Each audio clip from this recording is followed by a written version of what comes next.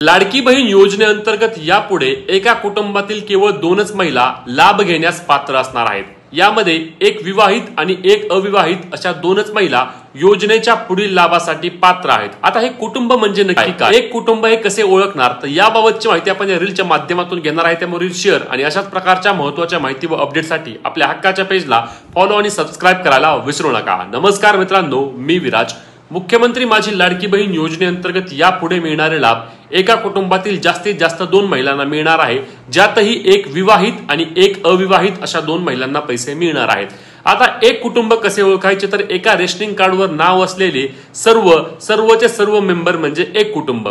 एका रेशनिंग कार्डवर जेवढे सदस्य आहेत त्या सदस्यांना एक कुटुंब म्हणून पकडलं जातं। आणि मग तुमच्या रेशनिंग कार्डमध्ये जर तुम्ही 3 लेडीज असाल किंवा 3 महिला असाल तर त्यापैकी एक विवाहित आणि एक अविवाहित अशा 2च महिलांना यापुढे पैसे मिळणार आहेत। इतर महिलांसाठी योजनेचे पैसे बंद केले जाणार आहेत। याबाबतची माहिती महिला व बालविकास विभागाच्या मंत्री आदिती तटकरे यांनी दिली आहे। त्यामुळेच तुम्हाला या व्यतिरिक्त अजून कोणताही प्रश्न असल्यास आम्हाला कमेंट करून नक्की विचारा। तुम्हाला त्याबाबतची रीलद्वारे माहिती मिळणार आहे। त्यामुळेच महत्त्वाची रील शेअर आणि फॉलो करायला विसरू नका।